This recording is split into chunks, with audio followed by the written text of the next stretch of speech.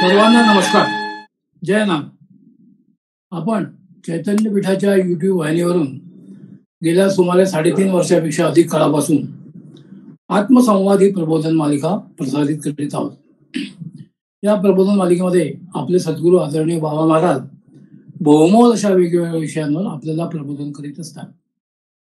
आत्मसंवादाच्या मागील पुष्पात आदरणीय बाबा महाराज म्हणाले की आपण वैदिक भूगर्भ विज्ञान शास्त्र याविषयी वैदिक संहितेपासून समग्र ग्रंथांचा एक वेगळ्या प्रकारे परामर्श घेऊन वैदिक विज्ञान संहितेमधील काही निवडक सूत्रांवर चिंतन करीत आहोत.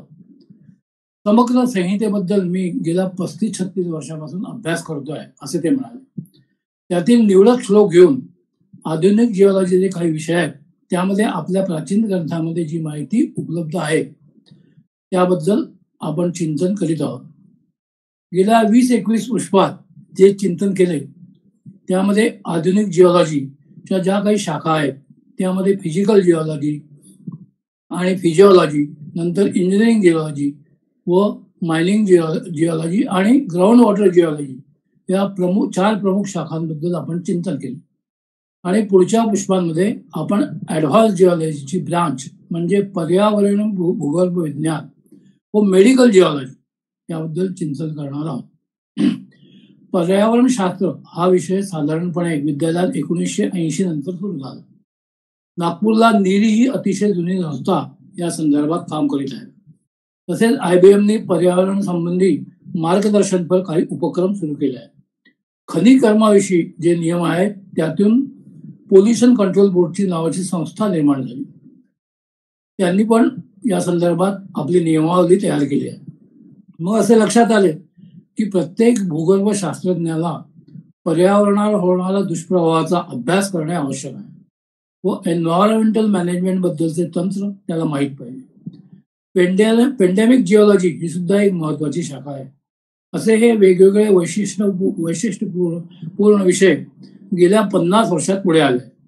मला अनेक लोकांनी सांगितले की आपल्या वेदांमध्ये निसर्ग विशिष्ट प्रार्थना सांगितल्या आहेत. काही अशी सूक्त आहेत ज्यांचा कर्मकांडात उपयोग होतो. त्याचा आपण परामर्श घेऊ. वातावरणातील प्रदूषणाचा प्रभाव शारीरिक व मानसिक रित्या मनुष्यावर पडतो. हा खरा मुख्य अभ्यासाचा विषय आहे. याबद्दल आपल्या प्राचीन ग्रंथात काय म्हटले आहे ते आपण बघू. तसे आदरणीय बाबा महाराज म्हणाले, अथर्ववेदातील संहितेत 12 कांडामधल्या 26व्या प्रपाठकातील पहिले जे सूत्र आहे त्याला भूमिसूक्त असे म्हटले आहे. त्यातील निवडक ऋचा आपण बघू असे सांगून आदरणीय बाबा महाराजांनी इथे काही ऋचा उद्धृत केल्या. त्याचा मतिचा अर्थ असा आहे की या आमच्या मातृभूमीमध्ये महासागर, नद्या, पाण्याचे साठे आणि शेतीला मिळणारे अनेक साधने आहेत. त्यामुळे आपल्यासाठी विपुल अन्न तयार होते ज्यामुळे सर्व प्राणीमात्र सुखाने जगतात. अशी ही आमची मातृभूमी आहे. ती आमचे पोषण करणारी असो सर्व प्राणीमात्रांना सुख देणारी ही मातृभूमी आहे. तसेच अनेक रत्नांच्या या खाणी देखील आहेत. ही भूमी सुरुवातीला समुद्राच्या गर्भात होती. याच्या आत व बाहेर परमेश्वराचा वास असतो.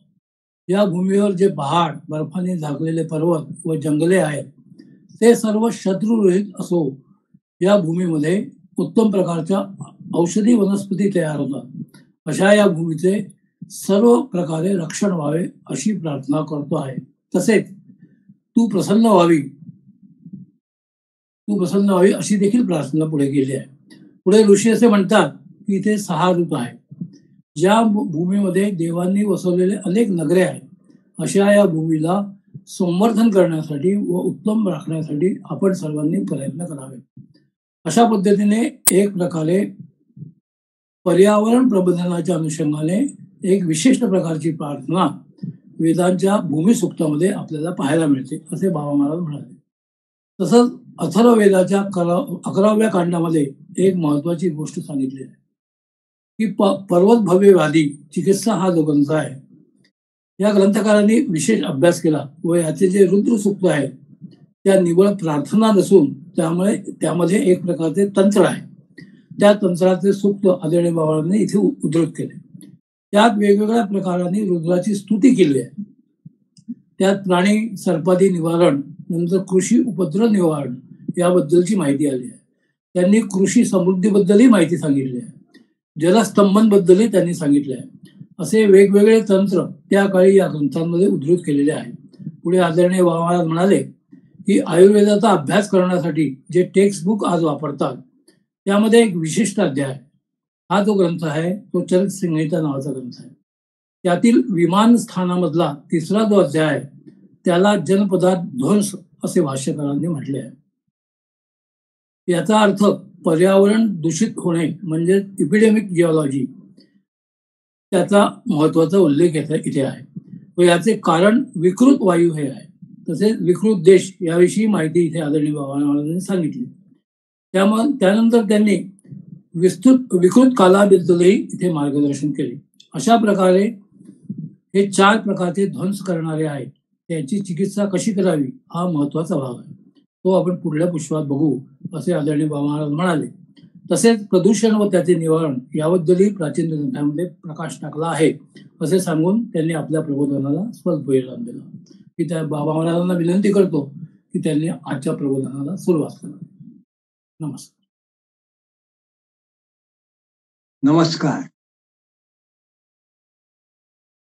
मागल्या पुष्पात आपण भूजल विशिष्ट त्याचे गुण वगैरे इत्यादी हा जो भाग आपण बघितला आणि त्याच निमित्तानं आपण पर्यावरणीय भूगर्भ विज्ञान किंवा पर्यावरण भूविज्ञान, एन्व्हायरमेंटल जिओलॉजी आणि त्याच्याच अनुषंगानं मेडिकल जिओलॉजी हा जो विषय आहे नवीन, ज्याला आपण वैद्यक भूगर्भ विज्ञान शास्त्र असे म्हणता येईल किंवा पेंडेमिक हा शब्द आयुर्वेदानुसार जो आपण संदर्भात घेतला, तर या अशा विशिष्ट विषयाला अनुसरून आपण जेव्हा चर्चा केली तेव्हा पाण्याच्या गुणाविषयी आपण चर्चा केली होती. पण पर्यावरण प्रबंधन म्हणजे भूगर्भ विज्ञान शास्त्रातला पर्यावरण भूविज्ञान या विषयासंबंधी जेव्हा एखादा माणूस अभ्यास करतो किंवा त्या विषयावर एक कन्सल्टंट म्हणून, प्रॅक्टिस करणारा सल्लागार म्हणून अशा पद्धतीने जेव्हा काम करत असतो तेव्हा मायनिंग एरियामध्ये, विशेषतः ज्या भागात खाण काम असतं, खाणी असतात, त्या मायनिंग एरियामध्ये याचं महत्व फार पूर्वीपासून आहे. म्हणजे आजच्या आधुनिक काळात म्हटलं तर किमान 40-50 वर्षापासून माइन्स रूल म्हणजे कुठल्या भागात मायनिंग करायचं आणि त्याच्यात पर्यावरण विशिष्ट काय काय खबरदारी घेतली पाहिजे याविषयीची नियमावली, माइन्स ऍक्ट या आपल्या देशामध्ये थेट स्वातंत्र्य पूर्व काळापासून काही काही बाबतीमध्ये उपलब्ध आहे. हे नियम आहे. सध्याच्या काळात त्याला अतिशय जास्त महत्व आलं, कारण हा आता पर्यावरण प्रबंधन हा विषय हा फक्त मायनिंग किंवा जिओलॉजी त्या निमित्ताने तेवढ्या पुरता नसून तो इंडस्ट्री म्हणजे उद्योगधंदे आणि आता शहर भागात सुद्धा त्याचा आपल्याला प्रभाव दिसून येतो. त्यामुळे सध्या पर्यावरण प्रबंधन किंवा एन्व्हायरमेंटल मॅनेजमेंट या विषयाला अतिशय महत्व प्राप्त झालेलं आहे.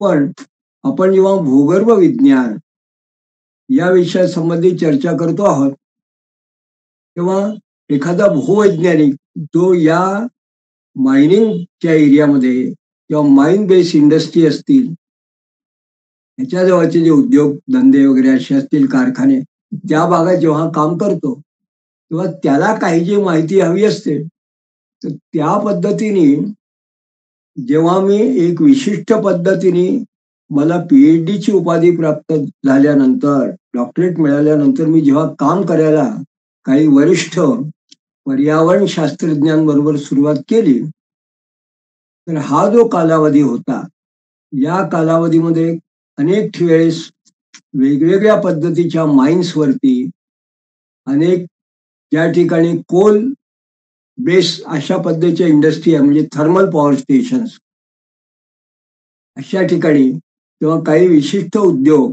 यांच्या ठिकाणी जेव्हा मला पर्यावरण प्रबंधन विशिष्ट जेव्हा अहवाल किंवा एन्व्हायरमेंटल मॅनेजमेंट रिपोर्ट्स प्लान अशा पद्धतीने काम करताना त्यांच्याबरोबर सहभागी असून या बाबतीत जेव्हा अभ्यास करण्याचा मला जेव्हा योग आला आणि असा प्रसंग आला, तर त्यावेळेस मी साधारणपणे असं बघितलं की सर्वसामान्य जे त्या भागात काम करणारे जे अधिकारी असतील, शास्त्रज्ञ असतील, वर्कर्स असतील, त्यांना पर्यावरण विशिष्ट आपण जेव्हा माहिती सांगतो तेव्हा कुठली आपण त्यातलं विशेषण किंवा विशिष्ट भाग सांगायचा असेल तर तिथे काम करणाऱ्या मंडळींना आजच्या जर का वर्तमान काळाच्या भाषेमध्ये जर सांगायचं म्हटलं, जे लोक एन्व्हायरमेंट सायन्स या विषयीची थोडीफार माहिती आहे त्यांना तर मग साधारणपणे ढोबळमानाने water pollution, air pollution, land degradation, soil pollution या आणि नॉइज पोल्युशन हे ध्वनी प्रदूषण याविषयी साधारणपणे सर्वसामान्य माणसाला माहिती असते, त्याला शिकवण्यात येतं, त्याला मार्गदर्शन सुद्धा करण्यात येतं. कारण कारखाना वगैरे की अगदी शहरी भागामध्ये याविषयी एक प्रकारचा अवेअरनेस म्हणजे जागरूकता आलेली आहे. आणि त्याच्याबरोबर मग महत्वाचा भाग म्हणजे प्लांटेशन, इकॉलॉजिकल रिस्टोरेशन हा एक भाग आहे. मग लँडस्केप मॅनेजमेंट म्हणजे लँड डिग्रेडेशन, खाणीमुळे मोठे खड्डे झाले असतील, कुठल्या वेगवेगळ्या प्रकारचे जेव्हा आपण डोंगर असतो तो डोंगर भागाचं सपाटीकरण करताना वेगवेगळ्या प्रकारचे जे चरे असतात, त्यामुळे जे डिग्रेडेशन होतं त्याला पुन्हा व्यवस्थित करणं. आणि यामुळे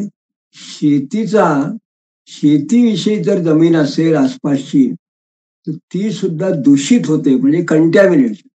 त्याला ऍग्रिकल्चर सॉइल कंटॅमिनेशन किंवा ऍग्रिकल्चर लँड हे जर का कंटॅमिनेशन किंवा पोल्युटेड झालं असेल तर मग तो जो कोणी तज्ज्ञ असेल तर त्याला या सगळ्या गोष्टीला शुद्धीकरण कसं करावं, याला ट्रीटमेंट कशी करावी याबद्दल अभ्यास करावा लागतो, किंबहुना त्या पद्धतीने त्या भागाविशिष्ट त्याला माहिती असावी लागते.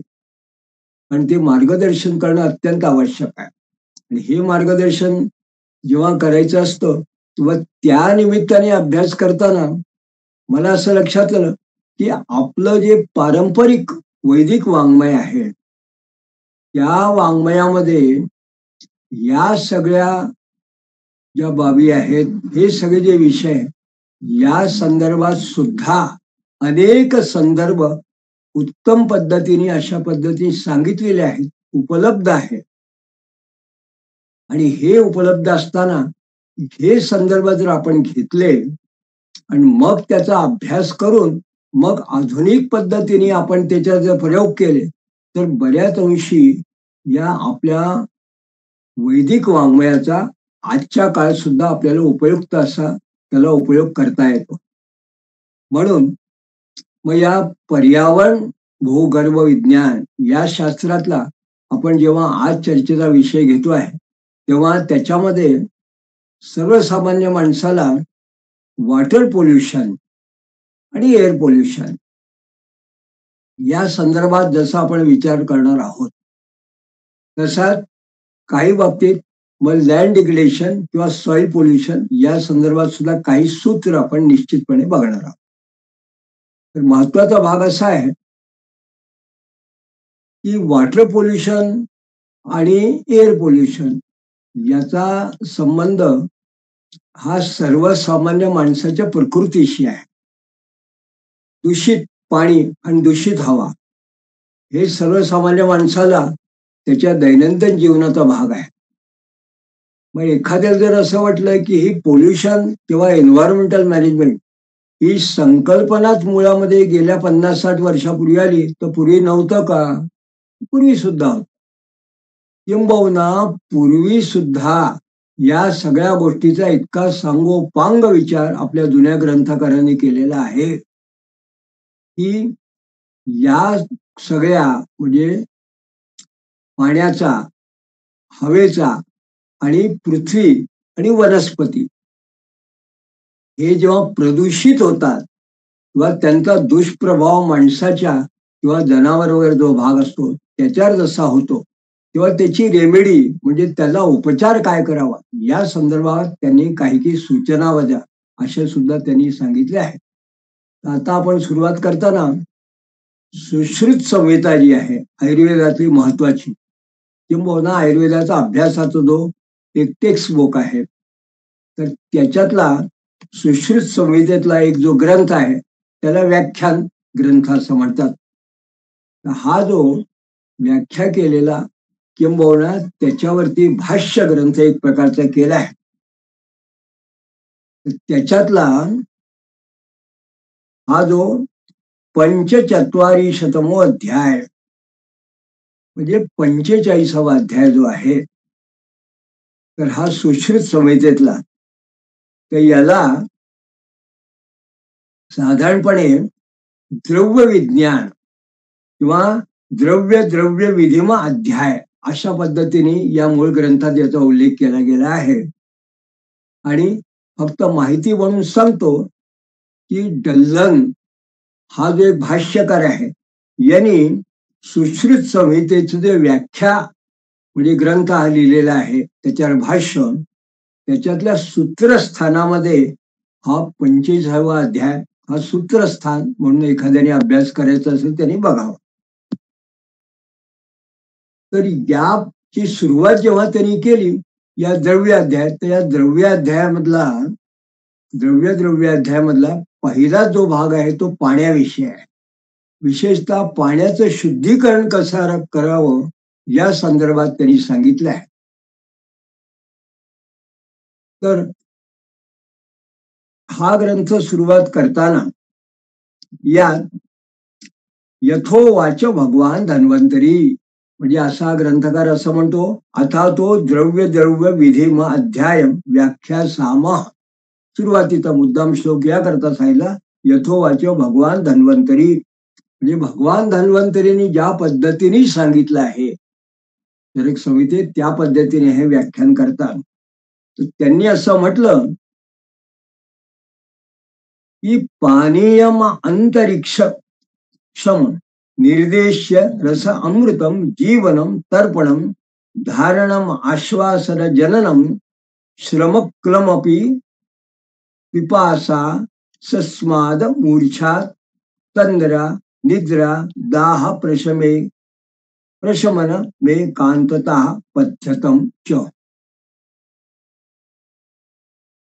तर याचा अर्थ काय की अंतरिक्ष म्हणजे आकाशातून पडणारं जे पाणी आहे ते अनिर्देश्य म्हणजे अशा विशिष्ट पद्धतीने सांगता येणार नाही ज्याला व्यक्त करता येत नाही असा जणू काही एक प्रकारचा हा रस आहे.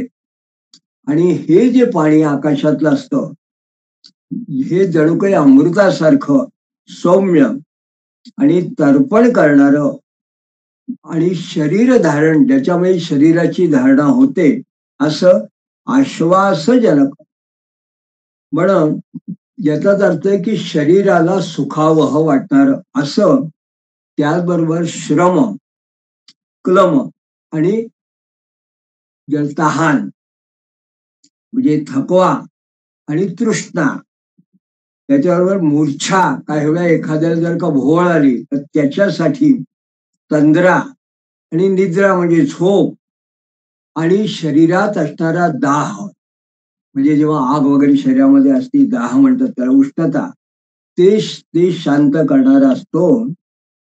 अशा पद्धतीने हे जणू काही एकांत एकमेव अशा पद्धतीचं पथ्य आहे आणि हे जणू काही सगळ्याच परिस्थितीमध्ये पथ्यकारक आहे असं यांनी तिथे म्हटलं आहे.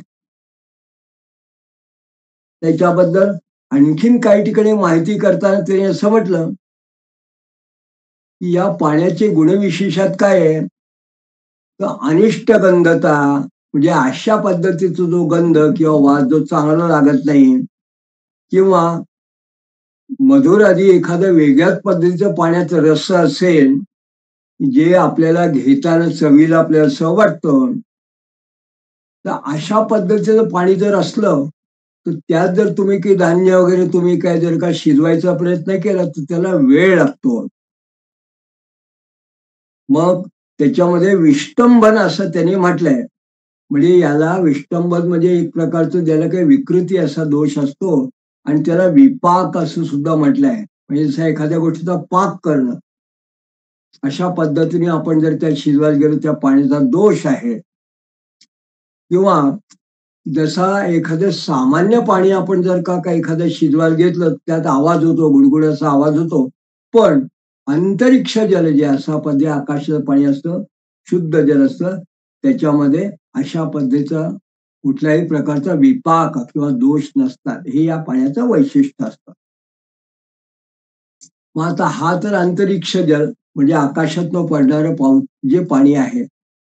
ग्रंथकारांनी जेव्हा म्हटलंय तेव्हा आज जर का कोणी एखाद्याने म्हटले की खरोखर आकाशातलं पाणी असं आहे का, तर मी आपल्याला निश्चितपणे सांगतो की हा ग्रंथ किमान 1000 वर्षापूर्वी निश्चित लिहिला गेलाय, किंबहुना 1500 वर्ष म्हणायला हरकत नाही.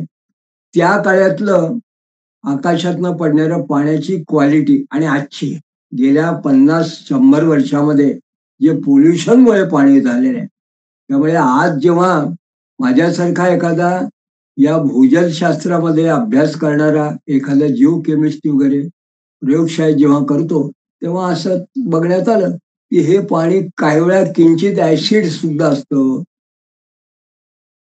म्हणजे याच्यात आम्लता काही ठिकाणी ऍसिडिक काही ठिकाणी आहे, पोल्युटेड असू शकतं. कारण ज्या ज्या भागामध्ये अशा पद्धतीचा वायू हा जर का दूषित असेल तर ते पोल्युटेड आकाशात सुद्धा आजकाल असू शकतं.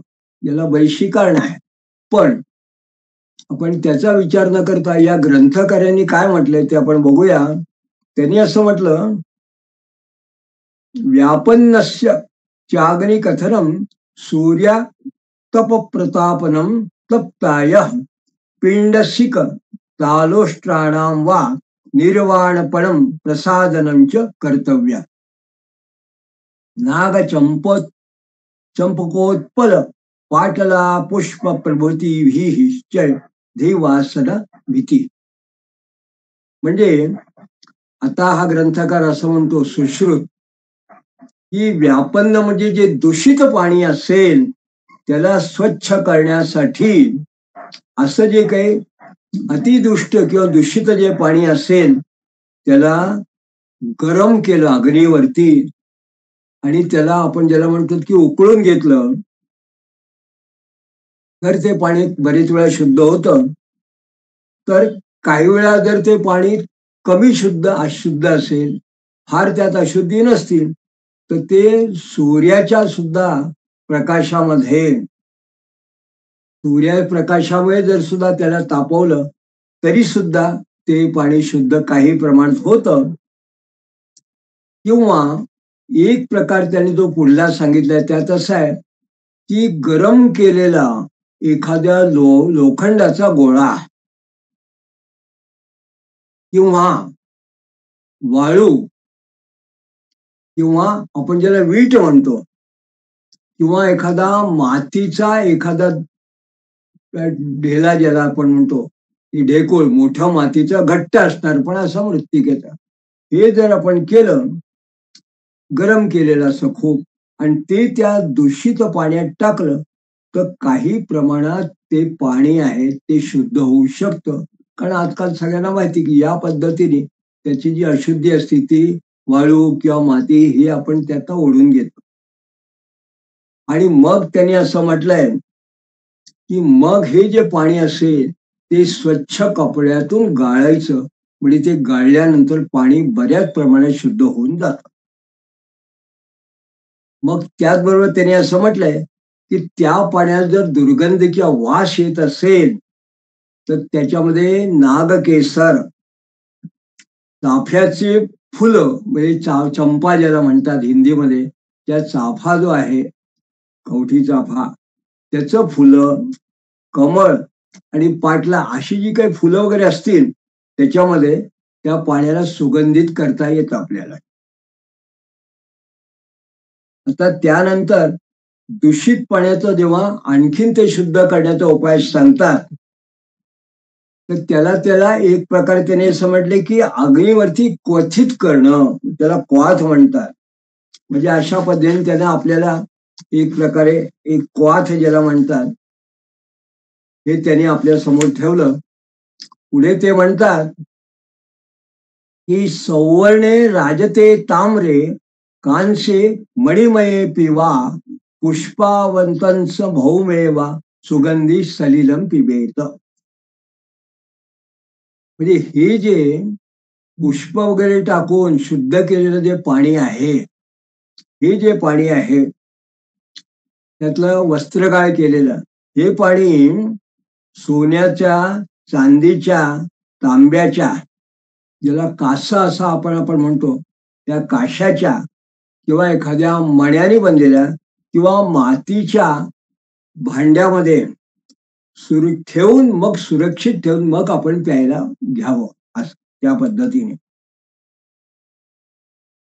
कारण त्याचं त्याने एक विशेष असं सांगितलंय की या पाण्याचे गुणधर्म जरी चांगले असतील तर त्यांनी असं म्हटलंय की गुणधर्म पाण्यात जरी चांगले असेल पण ते पाणी आपण कशात पितोय याच्यावर, या गोष्टीवर सुद्धा बऱ्याच गोष्टी अवलंबून आहे. म्हणून या ज्या आधी आपण म्हटलं की सोनं, चांदी वगैरे यांच्या भांडे याचा त्यांनी मुद्दाम उल्लेख केलाय. आणि त्यांनी असं म्हटलं की सुवर्ण, चांदी वगैरे जी भांडी असतात त्याच्यामध्ये पुष्पावर्तस म्हणजे पुष्पाने सुगंधित केलेलं पाणी जे असेल ते या भांड्यातून घ्यावं, तर त्याचा जो वास वगैरे असतो तो टिकून राहतो, म्हणजे त्याची शुद्धता टिकून राहतो. आता त्यांनी वर्ज्यावर्ज्य पाण्याचं त्यांनी जेव्हा असं म्हटलं, व्यापन्नम वर्जे नित्यम तोयम यच्चाप्यनावर्तम दोष संजननम भेतन अन्नादि दिताहितम तु तत व्यापन्नम उदकम यस्तु पिबती हा प्रसादितम शयतु पांडुरोगंच त्वग्दोष मग विपकताम श्वासकाशा प्रतिश्याय शूलगुल्मोदराणि वा अन्यान्या विषमागोत्रा विषमात्रोगा प्राप्नुयादी चिरेणसह. म्हणजे दूषित जल आणि वर्षा ऋतूचं म्हणजे पावसाळ्याच्या पाण्याच्या व्यतिरिक्त दुसऱ्या ऋतूमध्ये जे पाणी असेल ते वर्ज्य असतात. वर्ज्य असतं म्हणजे ते तात्काळ तसं पिऊ नये, कारण हे सुद्धा दूषित असतं. तर हे काय आहे की हे जसं अहितकर आहे आणि एक प्रकारे यांनी या ठिकाणी मुद्दाम असं सांगितलंय की मघा जेव्हा त्यांनी दूषित जल शुद्ध करण्याचा श्लोक सांगितला त्याला लागून असलेल्या श्लोकात ते असं म्हटलं की जो माणूस हे दूषित पाणी किंवा दूषित जल शुद्ध न करता पितो त्याला काय होतं, यस्तु पिबती हा प्रसादितम श्वपथुम पांडुरगंबम त्वग्दोषम विपपाकताम. म्हणजे त्याला पांडुरोग, त्वचेचे आजार, म्हणजे त्याला पांडुरोग, त्वचेचे आजार, अविपाक म्हणजे अजीर्ण किंवा श्वास कफाचा रोग, प्रतिशाय, शूल आणि गुल्म व्याधी म्हणजे पोटाचे विकार आणि अशा प्रकारचे त्याला रोग होतात. म्हणजे हे यांनी वर्णन करताना दूषित पाणी, पोल्युटेड वॉटर जर एखाद्या माणसाने कारण नसताना घेतलं तर काय होऊ शकतं, असा म्हणजे आपण ज्याला असं म्हटलं की पोल्युशन आणि मॅनेजमेंट त्याच्याबरोबर मेडिकल हा जो भाग आहे, वैद्यक किंवा भैषण, या तिन्ही गोष्टींचा अशा पद्धतीने आपल्या ग्रंथकारांनी विचार केलेला आहे. आता त्यांनी असं म्हटलंय की तत्र सप्तकलुषस्य प्रसादानानि भवन्ति तद्यथा कतक गोमेद कविस प्रंथी शैवाल मूल वस्त्राणी मुक्ता मनिश्चेती. म्हणजे पुन्हा त्यांनी एक नवीन विधी असा वेगळा सांगितला शुद्ध पाण्याकरता की अशुद्ध पाण्याला शुद्ध करण्याकरता 7 वस्तू ज्या आहेत त्या उपयुक्त आहेत. म्हणजे याच्यात काय त्यांनी म्हटलंय की ज्याला कातक किंवा कतक म्हटलंय त्याचा काही भागात त्याला निर्मली असं म्हणतात. नंतर गोमेद मणी याचं वर्णन केलंय आणि कमळाचं मूळ असणार, कमळ ग्रंथी किंवा कमल मूल, याला एक त्याने असं म्हटलं आहे. आणि शैवाल मूल, तर असं ज्याला आपण एखाद्या जे शेवाळ येतो त्याचं जे त्याची जड असते, खाली असतं मूळ, त्याला शैवाल मूळ त्याने असं म्हटलंय. वस्त्र, मुक्ता आणि स्फटिक, या ठिकाणी जेव्हा त्यांनी मुक्ता स्फटिक म्हणे असं म्हटलं आहे, तर हा स्फटिक म्हणे म्हणजे काही लोकांनी याचा विचार करताना ज्याला आपण ॲलम किंवा फिटकडी असं म्हणतो, तुरटी असं म्हणतो, हे त्यांनी या ठिकाणी सांगितलं आहे. म्हणून त्यांनी या ठिकाणी असं म्हटलं, मत्कोल मिती केचित विरस ग्रंथी पद्ममूलम शैवा मूल प्रसिद्धम मुक्ता मौक्तिकम मणिस्फटिकादी एतेन रूपदोषान पायो दर्शिता. म्हणजे हे जे यांनी अशा पद्धतीने सांगितलं आहे, तर हे कशा करता, तर हा वेगळ्या पद्धतीने पाणी जे दूषित असेल ते शुद्ध करण्याचा विधी सांगितला आहे. मला या ठिकाणी मुद्दाम संदर्भ सांगायचा आहे की बृहत संहिता ग्रंथामध्ये शेवटले जे तो जो पाण्याविषयक भूजलविषयक दगार कलम आहे, त्यात सुद्धा वरामीरानी हा जो कतक फल वगैरे आहे याविषयी उल्लेख केलेला आहे 121 122 या त्याच्या श्लोकामध्ये. मग आता तो असं पुढे म्हणतो, पंच निक्षेपाणी भवंती तद्यथा फलकम त्र्यष्टकम मुंजवलयम उदकवंचिता शिक्यम शेती. म्हणजे ज्या भांड्यांमध्ये हे पाणी शुद्ध केलेलं ठेवलं जातं, या पद्धतीने शुद्ध केलेलं, ते सांभाळून ठेवण्याची 5 साधनं आहेत. त्याला त्यांनी फलक म्हटलंय. त्र्यष्टक म्हणजे 3 पाय असणारं एक स्टूल, आपण त्याला तिपाई वगैरे असं म्हणतो किंवा घडवंची असं म्हणतो, ते. मुंजवलय म्हणजे मुंज यांनी बसलेलं गोर घेरा असलेलं, अशा पद्धतीची ज्याला आपण एक प्रकारची आरणी किंवा असं म्हणतो, त्याच्यामध्ये पाणीचं भांडे आपल्याला ठेवता येतं. या मुंज वलयाबद्दल मला सांगायचं आहे की आता सध्या काही ठिकाणी त्याचं प्रचलन कमी झालं, पण पूर्वी उन्हाळ्याच्या दिवसामध्ये आपण जेव्हा सुरया मिळायच्या तेव्हा मुंजमध्ये एक प्रकारच्या वेताचं किंवा असं बारीक आपण जे म्हणतो ते, त्याच्यावरती एक प्रकारचं कव्हर असायचं आणि त्याच्यामध्ये माठावरती ते कव्हर विडलेलं आणि ते धरायला, अशा पद्धतीने या उन्हाळ्यामध्ये सूर्य विकत मिळायचा, त्याला मुंज वलय असं म्हटलं आहे. मुंजानी त्या पात्राला केलेला घेरा. किंवा उदक मंजिका म्हणजे पाण्याने भरलेला जो घडा वगैरे असेल, पात्र असेल, ते ठेवण्याकरता लाकडाचं तयार केलं एक प्रकारचं स्टँड आहे. किंवा शिंक्य म्हणजे ज्याला आपण शिंक असं म्हणतो, तर या पद्धतीने त्याने एक प्रकारचं वस्तू पाणी शुद्ध केलेलं कसं ठेवावं या पद्धतीने या ग्रंथकारांनी वर्णन केलं. म्हणजे ही 5 प्रकारची त्यांनी साधनं एक आपल्याला अशी सांगितली, या पद्धतीने पाणी ठेवलं पाहिजे. याचा सरळ अर्थ असा आहे की तो जमिनीवरती ठेवू नये. मग आता त्रष्टक म्हणजे तिपाई, आपण आजकालचा हा विषय पाहिला, तसं काही ठिकाणी वेतानी केलेलं किंवा बास वगैरे असा यांनी सुद्धा वेत्रगृह म्हटलंय, काही ठिकाणी वेतानी केलं, त्याच्यावर सुद्धा पाणी काही स्टँडवर ठेवतात. आणि शिंक हे तर प्रसिद्धच आहे. आता त्यांनी असं म्हटलंय की सप्तशीतीकरणाने भवन्ति तद्यथा प्रवात स्थापनम उदक प्रक्षेपणम यष्टिका ब्राह्मणम व्यजनम वस्त्रोद्धरणम वालुका प्रक्षेपणम शिक्यावलंबनम चेती. म्हणजे पाण्याला शुद्ध करून थंड करण्याचं 7 उपाय आहे ग्रंथकारांनी असं म्हटलंय. तर ते काय आहे, तर प्रवात स्थापन म्हणजे ते पाणी अशा ठिकाणी ठेवावं ज्या ठिकाणी हवा त्याला मिळत राहील, वायू चालते, ज्या ठिकाणी वायू सतत त्या पाण्यावरून वाहत राहील. दुसरं उदक प्रक्षेपण म्हणजे पाण्यावरती ते पाण्याचं जे भांड असेल त्याच्यावरती कपडा ठेवून तो कपडा ओला करून ठेवला, तर तो ओला कपडा त्याच्यावर ठेवला म्हणजे ते पाणी शुद्धही राहतं आणि थंडही राहतं. ते कशा करता? शीतीकरणम, ते पाणी थंड करण्याकरता. नंतर यष्टिका ब्राह्मण म्हणजे ते जे पाणी असेल जर गरम असेल तर त्याला यष्टिका ब्राह्मण म्हणजे एखादी लाकडू घेऊन किंवा लाकडाची काडी घेऊन त्या लाकडीनी दांडीनी त्याला हलवत राहणं. मग व्यंजनम म्हणजे पाण्याच्या, ते जर पाणी असेल ते गार करायचं असेल तर त्याच्यावरती पंख्याने आपण त्याला हलवणं. वस्त्रोद्धारण, पाण्यात ते एक प्रकारे त्याला गाळणं पाण्यात कपड्यातून.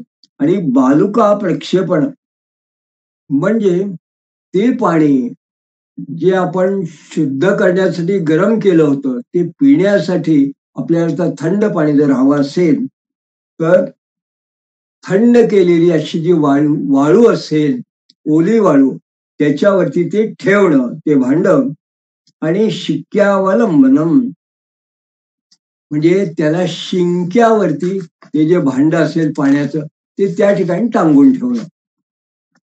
आता या पद्धतीने करत असताना त्यांनी असं म्हटलंय की जे पाणी वृषाग्नम शुची शीतलम यच्छम लघोच रुद्दंचम तोयम गुणवधू पुष्यते, म्हणजे ते पाणी जे गंधरहित अव्यक्त रस आणि पाणी याला दूर करणारा शीतल स्वच्छ हे जे पाणी जे आपल्याला आवडत असतं ते खऱ्या अर्थाने उत्तम पाणी असं आहे. मग आता त्यांनी काही ठिकाणी असं म्हटलंय की उपादेय म्हणजे ज्याचा प्रयोग केला जातं अशा पाण्याचा त्यांनी निर्देश केला असताना त्यांनी असं म्हटलं की पाणी जे असेल ते इतर कुठल्या गोष्टीने दूषित नसावं. याच्यामध्ये लघु व पदमच्छ म्हणजे समस्त गुणवान जरी असलं त्याच्यामध्ये तर ते अधिक गुणवान असतं. तर पुढे त्यांनी असा एक महत्वाचा विषय सांगितला आहे, तो फार क्वचित कुठे आपल्याला बघायला मिळतो पण अनपेक्षितरित्या या ग्रंथकारांनी त्याचं वर्णन केलं आहे. तो असं आहे, तत्र नद्या पश्चिमाभिमुखा पथ्या लघुदकत्वात पूर्वाभिमुख्यात न प्रशास्यते गुरुदकत्वात दक्षिणाभिमुखा. म्हणजे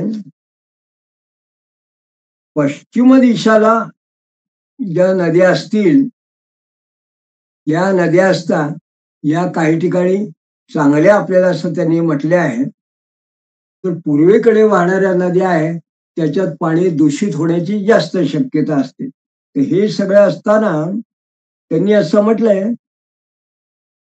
की जांगल पश्चिम देशामध्ये स्थित पश्चिमेकडे वाहणाऱ्या ज्या नद्या आहेत आणि पूर्वेकडे जो स्थित डोंगरामधून अशा ज्या पूर्वेकडे वाहणाऱ्या नद्या असतात किंवा दक्षिणेकडे वाहणाऱ्या, तर याच्यामध्ये सुद्धा जे गुणभेदाने उत्पन्न होतात तर त्याच्यामध्ये दोन प्रकार आहे. एक पाषाण सिक्ता वाहिनी आणि सिक्ता वाहिनी. तर पाषाण सिक्ता वाहिनी म्हणजे दगडावरून असं जे वाहणार पाणी असतं ते शुद्ध असतं.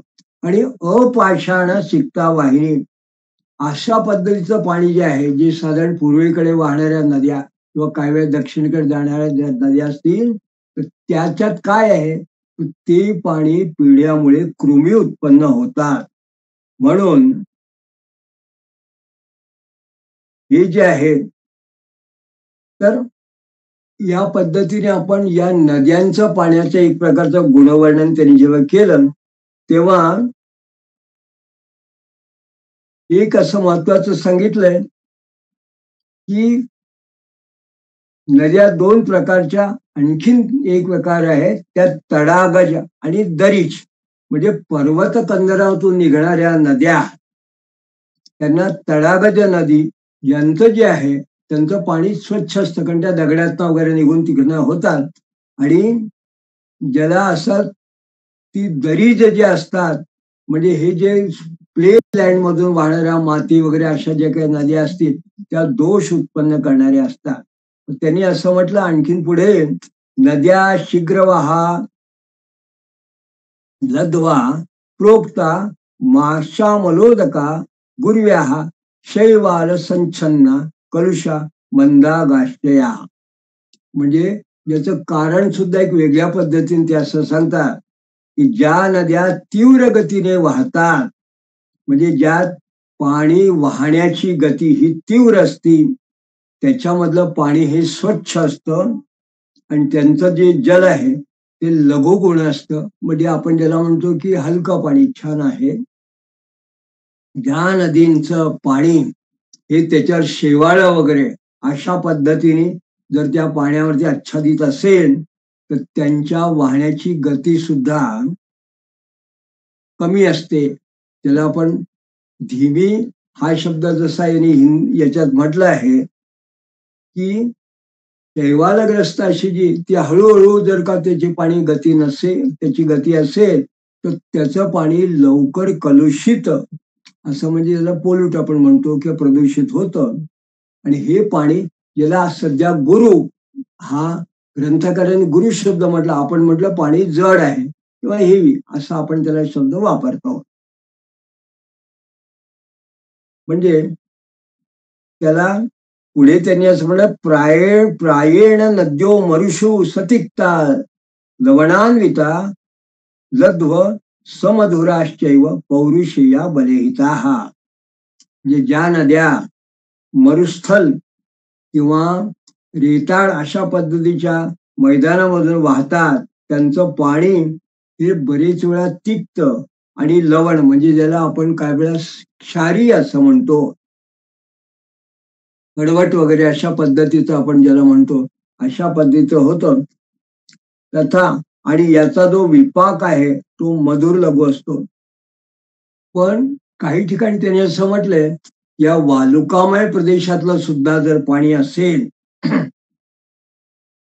तरी याचा जर विपाक आपण केला, शुद्ध करून जर हे पाणी घेतलं तर हे बलकारक म्हणजे त्या भागामध्ये हितकारक असं सुद्धा असतं. तर अशा पद्धतीने विशिष्ट देशामध्ये जे पाणी नद्यांचे गुण आहेत त्याचं त्यांनी ग्रंथकारांनी या ठिकाणी आपल्याला वर्णन केलं.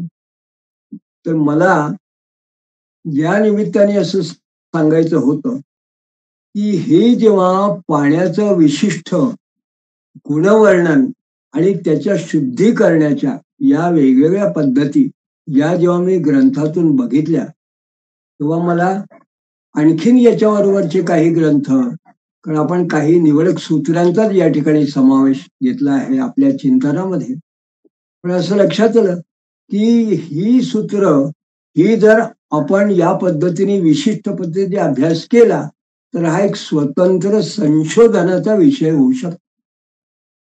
तो आजच्या काळातल्या या एन्व्हायरमेंटल मॅनेजमेंटच्या दृष्टीने सुद्धा अभ्यासकांना किंवा जे प्रॅक्टिशन त्यांना उपयुक्त होऊ शकतो.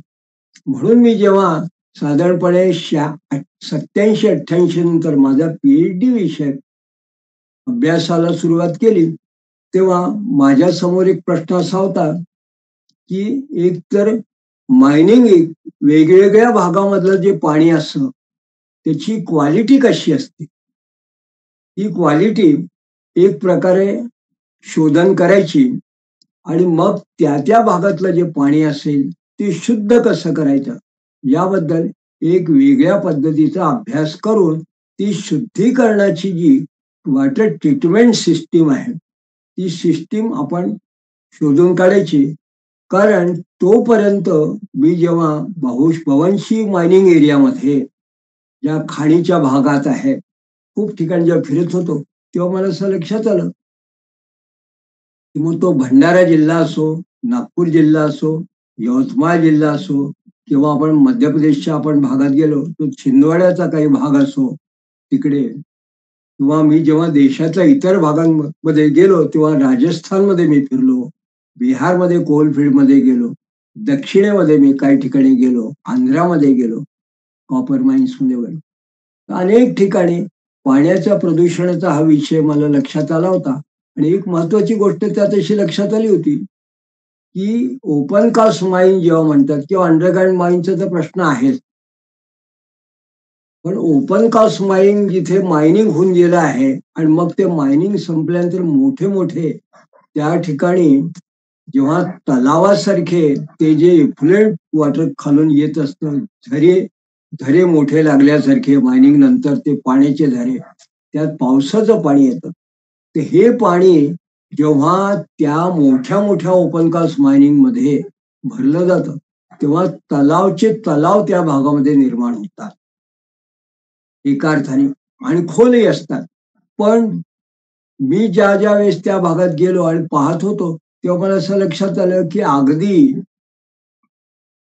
अवर्षण असताना, स्केर्सिटी दुष्काळ असताना सुद्धा नियमाप्रमाणे ते पाणी लोकांना वापरण्याकरता निषेध होता. लोकांना माहिती होतं की हे पाणी पोल्युटेड आहे, दूषित आहे आणि हे पाणी जे आहे हे कंटॅमिनेटेड आहे. तर याच्याविषयी जेव्हा अबंडंट माइन पिट वॉटर असं जर असेल तर त्याची क्वालिटी कशी पाहावी आणि मग याच्यामध्ये काही आपल्याला हे पाणी वापरण्याजोगं कसं करता येतं याबद्दल अभ्यास करताना, मग जेव्हा मी विषयाला सुरुवात केली तेव्हा लक्षात आलं की आपल्याला फक्त एकाच ठिकाणचं पाणी बघून उपयोग नाही. तर पाण्याविषयी जेव्हा आपण अभ्यास करतोय तेव्हा वेगवेगळ्या पद्धतीच्या भागांमध्ये जे पाणी असेल त्याची क्वालिटी आपण बघितली पाहिजे, पहिली गोष्ट. आणि क्वालिटी बघताना आजच्या आधुनिक काळामध्ये त्याच्यात प्रदूषण मिळणारे म्हणजे पाण्यात प्रदूषण निर्माण करणारे जे क्वालिटी आहे, सध्याचा आपण ज्याला म्हणतो की आधुनिक अशा पद्धतीचे पॅरामीटर्स आहेत. मग त्याला आपण पीएच म्हणतो, कॅल्शियम, मॅग्नेशियम, सोडियम वगैरे हे सगळे त्यातले पॅरामीटर्स म्हणतो. मग क्लोराईड, ब्रोमाइड, आयडेड वगैरे हे जे आहे, क्लोराईड आहे, हे दूषित करणारे कमी जास्त असे पदार्थ म्हणतो. मग मेटल्स म्हणतो, म्हणजे त्यातला लोहाचा अंश, लेड वगैरे, आणि काही वेळा तर क्रोमियम वगैरे पाण्यात असू शकतं, आणि काही वेळा आर्सेनिक हे सुद्धा त्या पाण्यामध्ये, सल्फेट वगैरे याच्यामुळे येत असतं. तर हा एक अत्यंत महत्वाचा विषय असा त्याही काळामध्ये होता. आज सुद्धा आपण जर का हा विषयाबद्दल जर विचार केला तर आपल्याला असं लक्षात येईल की जे लोक पर्यावरण प्रबंधन या विषयामध्ये संशोधन करतात, विशेषतः काही ठिकाणी जिथे मोठ्या मोठ्या कोल माइन्स आहे, बंगाल किंवा बिहार वगैरे भागात, त्या भागात सुद्धा आयरन पाण्यामध्ये असणारा लोहाचा अंश आणि आर्सेनिक, किंवा झाबू वगैरे या भागामध्ये फ्लोराईड काही ठिकाणी असतं. उत्तर प्रदेशामध्ये ज्या ठिकाणी पाणी आहे त्या ठिकाणी नायट्रेट हा सुद्धा दूषित जो भाग आहे.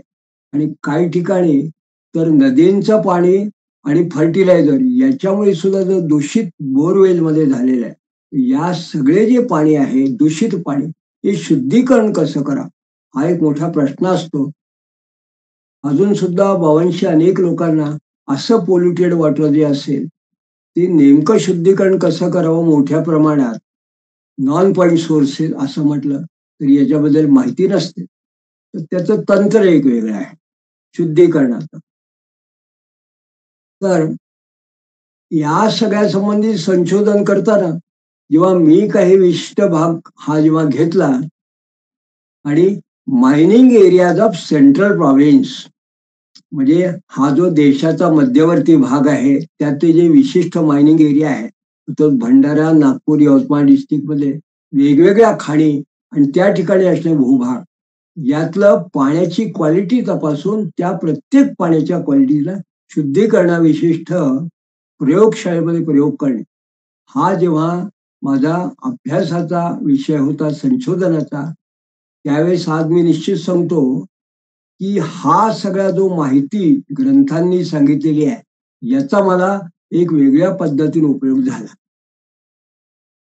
कारण सुश्रुताने किंवा चरकाने किंवा अष्टांग हृदय याच्यात सांगितलं, जे वेगवेगळे त्यांनी वर्गीकरण केलेले आहे की कुठल्या भागात पाणी कसं असतं, कुठल्या भागात त्याचे गुण कसे असतात, या पद्धतीने मी जेव्हा जेव्हा बघितलं तेव्हा मला असं लक्षात आलं की बरोबर आहे, हे ग्रंथकार म्हणतात त्या त्या भागामधलं पाणी खरोखर त्या पद्धतीचीच त्याची क्वालिटी आहे, पहिली गोष्ट. दुसरी गोष्ट, यांनी शुद्धीकरणाच्या ज्या काही पद्धती सांगितल्या आहेत त्या सर्वकष जरी नसतील तर ज्याला सोलर रेडिएशन सूर्यतापाने वाढतं, तर अशा पद्धतीचे सोलर रेडिएशनचा सुद्धा रिव्हर्स ऑस्मॉसिस वगैरे अशा पद्धतीने सुद्धा जल शुद्ध करता येतं. त्याला जेव्हा त्यांनी असं म्हटलं की पाण्याला हवेचा सतत त्याच्यामध्ये कुठे ना कुठे स्पर्श व्हायला पाहिजे, असं जेव्हा आपण भाष्यकारांनी म्हटलं, तेव्हा त्या पाण्याला एरेशन हा एक महत्वाचा भाग आहे. आणि त्याच्यामध्ये जेव्हा त्यांनी काही काही जे इन्ग्रेडियंट टाकायला सांगितले, त्यात त्यांनी असं म्हटलं की स्फटिक आणि मौक्तिक याचा त्यांनी मणी असं म्हटलं. तर याचा अभ्यास करताना मला असं लक्षात आलं की याला आपण जे ॲलम किंवा फिटकडी किंवा तुरटी म्हणतो, याचा उपयोग हा सुद्धा महत्वाचा आहे. तर अशा पद्धतीने हळूहळू याचा संदर्भ घेत जेव्हा मी आधुनिक पद्धतीने पाण्याचा या शुद्धीकरणाच्या प्रयोगाला सुरुवात केली, तेव्हा मला असं लक्षात आलं की कुठल्याही प्रकारचं पाणी असेल, साधारणपणे जेव्हा शहराला वगैरे वॉटर सप्लाय वगैरे जे आपण करतात मोठ्या प्लांटला, फिल्टर स्टेशन, वॉटर फिल्टर, त्या ठिकाणी दोन गोष्टी महत्वाच्या असतात. एक तर ऍडिशन ऑफ ऑक्सिजन म्हणजे एरेशन, म्हणजे त्या पाण्याला कुठल्या ना कुठल्या पद्धतीने सारखा हवेचा स्पर्श झाला पाहिजे, हवा त्यात मिसळली पाहिजे. याला सध्याचं आधुनिक विज्ञानामध्ये एरेशन असं म्हणतात. हेच ग्रंथकारांनी सांगितलंय की शुद्ध केलेल्या पाण्याला हवा लागली पाहिजे, त्याला त्याला एरेशन असं म्हणतात. आणि मग टेक्निकल भाषेत त्याला ऍडिशन ऑफ ऑक्सिजन म्हणजे त्यात ऑक्सिजन मिसळणे हा त्यातला महत्वाचा भाग सांगितला आहे. दुसरी गोष्ट त्याच्यात कोॲग्युलेशन म्हणजे त्याच्यामध्ये असा कुठला तरी पदार्थ त्यात मिसळणं, म्हणजे त्यातला जो काय ऍसिडिटी आम्लाचा जो भाग असेल तो व्यवस्थित कमी होऊन ते जे ऍसिडिक किंवा आम्लीय असे जे काही पदार्थ असतील ते विशिष्ट त्याची जर का पॅरामीटर्स मेंटेन झालं, पीएच मेंटेन झालं, तर ते पदार्थ दूर होतात किंवा त्याची जी नेमकी दूषित त्याचे जे परिमाण असेल, प्रमाण असेल ते कमी होतं. तर असा सगळ्यात जास्त वापरात येणारा कुठला भाग आहे, त्याला ॲलम असं म्हणतात. मग ॲलम म्हणजे ग्रंथकारांनी जेव्हा असं म्हटलंय की मौक्तिक, त्या मौक्तिक म्हणजे साधी चुन्याची निवळ, मग हा चुन्याची निवळ आणि तुरटी याच पद्धतीचा याच्या बरोबर असणारे जे इन्ग्रेडियंट्स आपण घेतले ते ॲलम किंवा काही ठिकाणी बॉक्साईट सारखे ॲलम जे मिळतात कोकणातलं वगैरे, असं मोठ्या प्रमाणात जेव्हा आपण घेतात तेव्हा या पद्धतीने घ्यायचं. आणि मग यातला जर का एक्स्ट्रॅक्ट असं आपण काढला, याचा वात किंवा असं जर काढलं, तर ते यात जेव्हा त्यांनी सांगितलंय की एक वेगळ्या पद्धतीचं मीठ सापडणार आहे, याच्यात त्यांनी एक ठिकाणी ग्रंथात उल्लेख केलाय. तर हे जे दूषित पाण्यामध्ये विशिष्ट मीठ आहे त्याचं पृथक्करण केलं तर त्याच्यातून गॅस तयार होतो, सोडियम क्लोराईड. मीठ म्हणजे सोडियम क्लोराईड. तर त्याच्यातून जे क्लोराईड तयार होतं त्यातला, त्या मिठातून, तो जेव्हा पाण्याशी संयोग होतो विशिष्ट मिठाचा, तर त्याच्यातून क्लोरिनेशन जेव्हा होतं, ऍडिशन ऑफ क्लोरीन, ते क्लोरिनेशनमुळे पाणी शुद्ध होतं. असा या सगळ्या विशिष्ट सूत्रांचा जेव्हा आशय मला लक्षात आला आणि त्या पद्धतीने जेव्हा प्रत्यक्ष प्रयोगशाळांमध्ये वेगवेगळ्या खाणींमधल्या पाण्याचं शुद्धीकरणाचा जेव्हा प्रयोग केला, तेव्हा मला असं लक्षात आलं की बरोबर या सूत्रांच्या आधाराने आज सुद्धा पाणी शुद्ध करता येतं.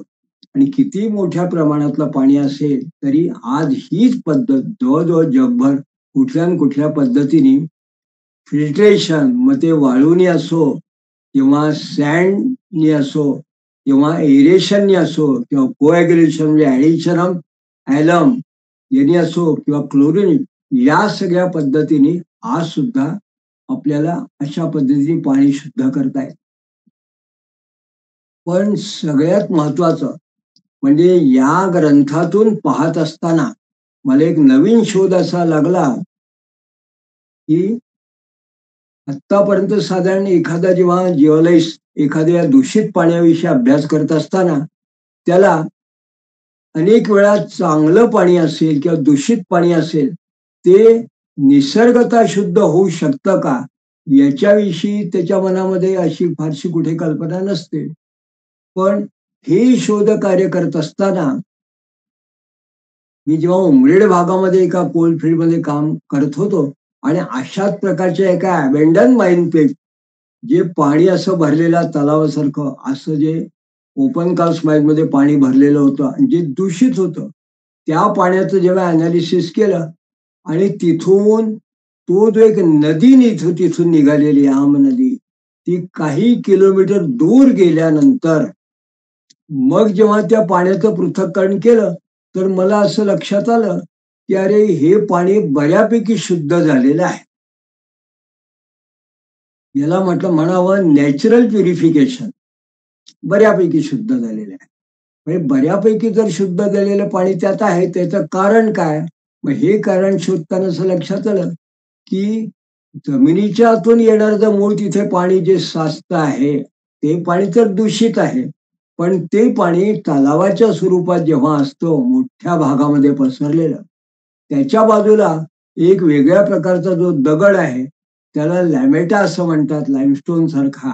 तो लॅमेटा आणि अशा पद्धतीचा हा सगळं मॅग्नेसाइट वगैरे हे जे दगड आहे, ते त्याला जणू काही ऍडिशन ऑफ कॅल्शियम म्हणजे कोॲग्युलेशन ऑफ कॅल्शियम या पद्धतीने त्याला शुद्ध करतात. चुन्याचं निवळ मिळाल्याप्रमाणे जेव्हा खळखळाट करून हे पाणी बऱ्याच दूरपर्यंत जातं किंवा ऍडिशन ऑफ ऑक्सिजन हे त्यातून सांगितले की नदीचा प्रवाहाचं पाणी जेव्हा दगडावरून जात असतं, अशा पद्धतीने ते पाणी जेव्हा वाहतं तेव्हा बऱ्याच दूर केल्यावर ते पाणी आपल्याला शुद्ध प्रमाणात दिसतं. ही त्यातली कारण मी माणसा लक्षात आली. म्हणजे अशा पद्धतीने या नेचरल प्युरिफिकेशनचा हा जो एक शोध मी माझ्या प्रबंधामध्ये जेव्हा मी मांडला, तेव्हा त्याच्या मागलं जे मूळ कारण जे सूत्र असतात, ती सुद्धा जणू काही या ग्रंथकारांनी त्यांच्या पद्धतीचे ऑब्झर्वेशन म्हणून त्यात नमूद केलेले दिसून येतात. आणि आज मला मुद्दाम सांगायला हरकत नाही की या पद्धतीने जेव्हा या जुन्या ग्रंथांचा अभ्यास आणि आधुनिक वॉटर ट्रीटमेंट सिस्टीम, मग डीप एरिनेशन असो, डीप फ्लोरिनेशन असो, अशा पद्धती जेव्हा प्लांट्स तयार करायची वेळ आली, मग त्याला आजच्या आधुनिक कालपद्धतीप्रमाणे फ्लोशीट डायग्राम म्हणतात. म्हणजे किती प्रमाणात मात्रामध्ये या पद्धतीने करावं, तेव्हा अशा पद्धतीचे एफ्लुएंट ट्रीटमेंट प्लांट किंवा मी काही माझ्या वरिष्ठ सहकाऱ्यांच्या बरोबर आम्ही तयार केले आणि पहिल्यांदा फ्लोरीन दूर करण्याकरता असा प्लांट जेव्हा गाणगापूरला आम्ही लावला, तेव्हा त्या ठिकाणी साधारण अगदी शेतकऱ्यांना सुद्धा सहजपणे ते पाणी फ्लोरीनवालं पाणी कसं शुद्ध करता येईल असा प्रयोगात्मक तेव्हा हा जो प्लांट लावला तो 90च्या आसपास तेव्हा लावला होता. आणि त्याच्यामध्ये जुन्या ग्रंथकारांनी सांगितल्याप्रमाणे आणि नवीन आम्ही प्रयोगशाळेत प्रयोग केल्याप्रमाणे, ज्याला एक प्रकारे आपण असं म्हणूया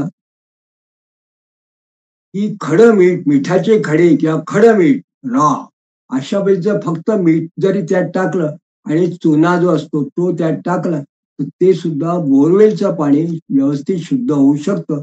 त्यातलं फ्लोराईडचं प्रमाण व्यवस्थित दूर होतं, हॅझार्डस, हे लक्षात आलं. अशा वेळेचा प्लांट तयार केला. हे सगळे मुद्दाम सांगण्याचं कारण असं की या पद्धतीने आपल्या जुन्या ग्रंथकारांनी भूजलबद्दल किंवा पर्यावरण प्रबंधनातला सगळ्यात महत्वाचा भाग जो आहे, हा भूजल प्रदूषण याचं निवारण करण्याकरता जे तंत्र आहे, याविषयी सूत्र या ग्रंथकारांनी मांडून ठेवलेली आहे. तर याचा आज सुद्धा जर कोणाला नवीन विद्यार्थ्यांनी संशोधकांनी अभ्यास करावा, तर अशा पद्धतीचं साहित्य आपल्याला निश्चित उपयुक्त अशा पद्धतीने या ग्रंथांमध्ये उपलब्ध आहे. हा झाला भूजल संबंधी भाग. तर भूजल संबंधी भाग म्हटल्यानंतर मग दुसरा प्रदूषण निर्माण करणाऱ्या पर्यावरण प्रबंधनाचा सगळ्यात महत्वाचा भाग, कारण जसा दूषित भूजलाचा पाण्याचा प्रभाव हा माणसाच्या आरोग्याशी आहे, तसा दुसरा म्हणजे हवा.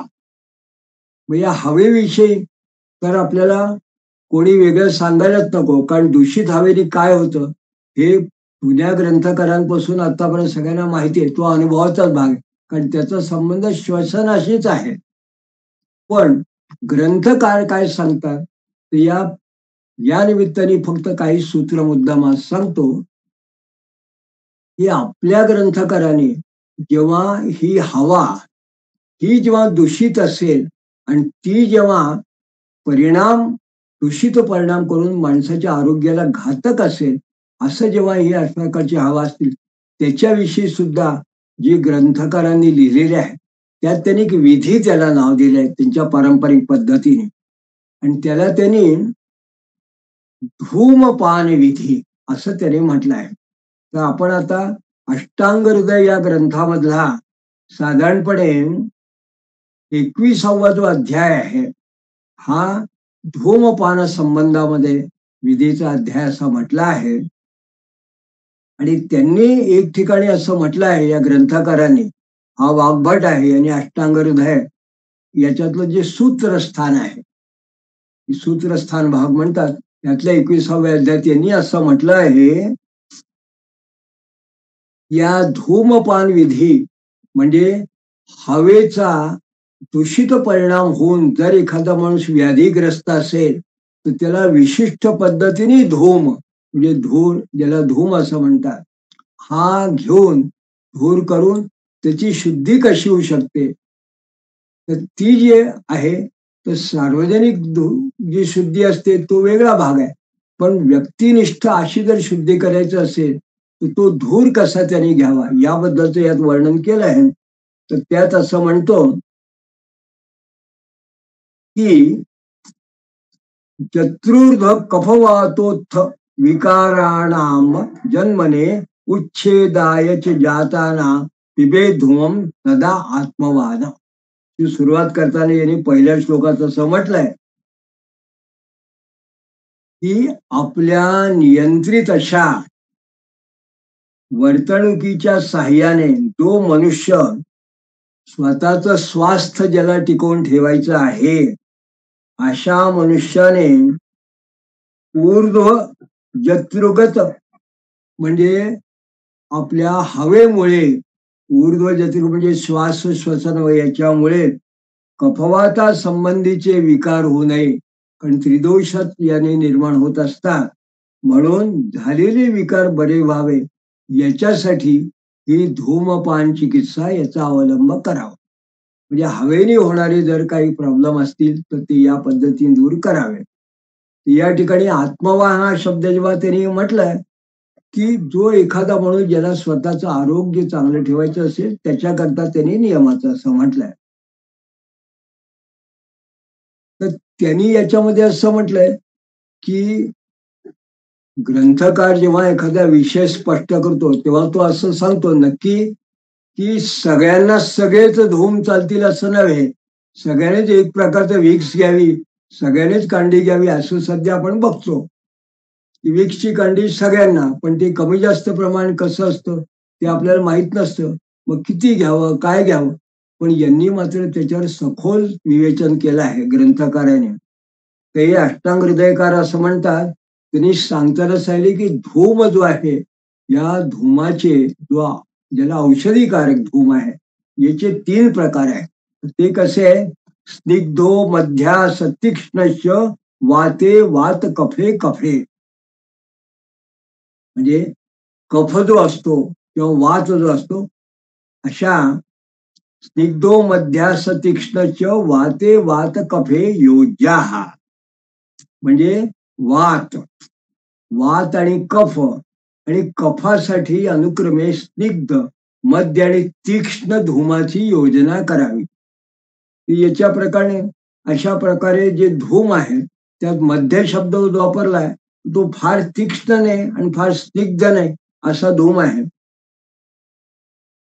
तर या प्रकारची आता आपण असं म्हटलं की तीक्ष्ण धूम, मध्य धूम आणि स्निग्ध धूम असे जेव्हा त्यांनी म्हटलं तर खूप ग्रंथकारांनी नंतर ज्यांनी या ग्रंथावरती भाष्य केले आहे त्यांनी अनेक पद्धतीने त्याच्यावरती त्यांनी भाष्य केले आहे.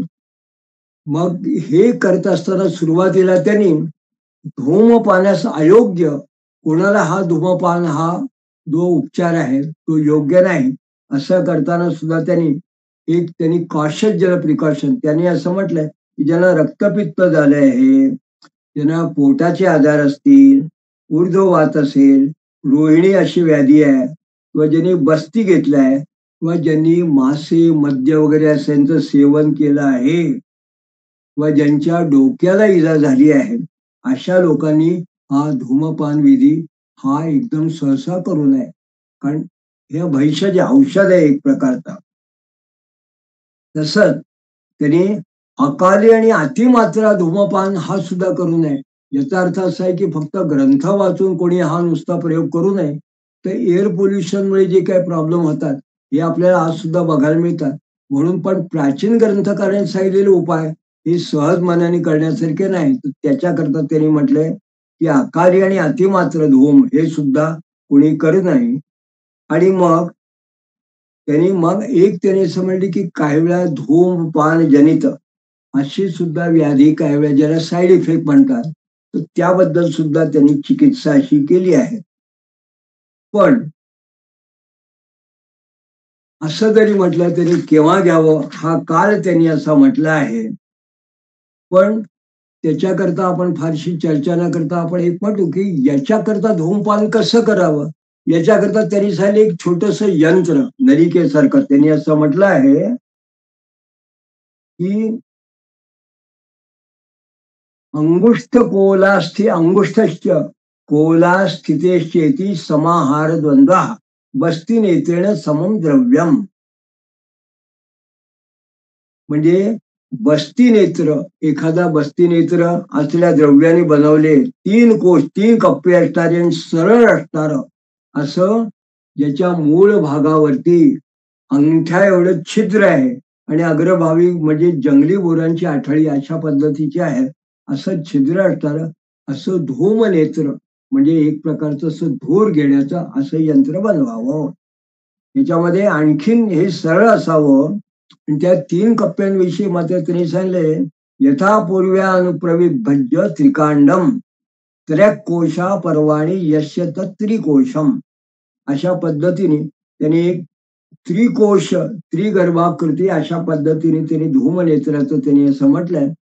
आणि त्याची लांबी किती असावी, त्याचं त्यांनी असं म्हटलंय की धूमनेत्राची लांबी ही अंगुलाना क्रमात पातू प्रमाणे नाष्ट अष्टकानीच. म्हणजे तीक्ष्ण स्नेहामध्येशु त्रिणी चत्वारी पंचच.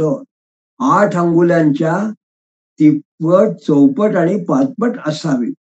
म्हणजे तीक्ष्ण धूम्रपान जर धूमपान करायचं असेल, ते धूमनेत्र ती जी नळी असेल ती 24 अंगुल लांब असावी. स्नेहांधू जर असेल त्याला 32 अंगुल आणि मध्य धूमपानासाठी असेल ते 40 अंगुल. अशा पद्धतीची जी अंगळा ही कशा करता धूमपान, ज्याला आपण इनहेलिंग एक प्रकारची कांडी आपण सध्या वेणची वगैरे आपण जी घेतो, आपण विक्सची कांडी असं म्हणतो सध्या, तर ही धूमपान नलिका असं त्यांनी म्हटलं आहे. तो एक विधी त्यांनी सांगितले की धूर आत घेणं याला आक्षेप म्हणतात, धूर बाहेर सोडणं याला विसर्ग असं म्हटलेलं आहे. आणि आक्षेप आणि विसर्ग मिळून एक अपान होतो, अशा पद्धतीने बरेच विस्तारपूर्वक वर्णन केलं आहे. पण हे सगळं न करता आपण फक्त हे जे 3 विशिष्ट प्रकारचे प्रमाण त्यांनी असं म्हटलं आहे, त्याच्यात त्यांनी महत्व कशाचं आहे की हे धूमपान करत असताना कोणच्या औषधी किंवा द्रव्य आपण घ्यायला पाहिजे. तर त्यांनी मृदू धूम द्रव्य जी म्हटलंय, त्यांनी असं म्हटलंय मृदो तत्र द्रव्याण गुरु गुग्गुलू मुस्तस्थानेय शैलेय नल दोषीवर वालकम वरांग कौती मधुकम कल्पिजलम जैल वालुकम श्रीवेष्टकम सर्जरसो ध्यामकम मदनम प्लवम. आणि शल्लकी कुंकुमम माशा यवा कुंदुरक कस्तिला स्नेहा फलानाम साराणाम वेदो वस्सा मजावृतम. या ठिकाणी मृदू म्हणजे स्नेह अशा पद्धती जर म्हटलं त्यांनी, तर अगरू म्हणजे आपण अगरू चंदना असं आपण म्हणतो. तर अगरू गुग्गोळ मुस्ता स्थवणे शैले नलद वालक वरांग कौंती मधुक बिल्व मज्जा बेलफळाचं एल वालुक श्रीवेष्टक सर्जरक ध्यामक मदन प्लव शल्लकी हे नाव बरेच लोकांनी ऐकले असेल, माश यव कुंदरक, तीळ, फळांचं स्नेह, सारांचं स्नेह, मेद आणि धृत घृत ही द्रव्य ही मृदू धूमासाठी वापरावी. मग त्यांनी शमन असे जे धूम म्हटलं आहे त्याच्यामध्ये शल्यकी, लाक्षा, पृथिका, कमळ, उत्पल, न्यग्रोध, औदुंबर, अश्वत्थ, प्लक्ष, सीता, यष्टीमधू म्हणजे ज्येष्ठीमध, सुवर्णत्वक, पद्मक, रक्तयष्टी, कुष्ठ, तगरा व्यतिरिक्त गंधद्रव्य ही सुद्धा ही शमनासाठी वापरावी.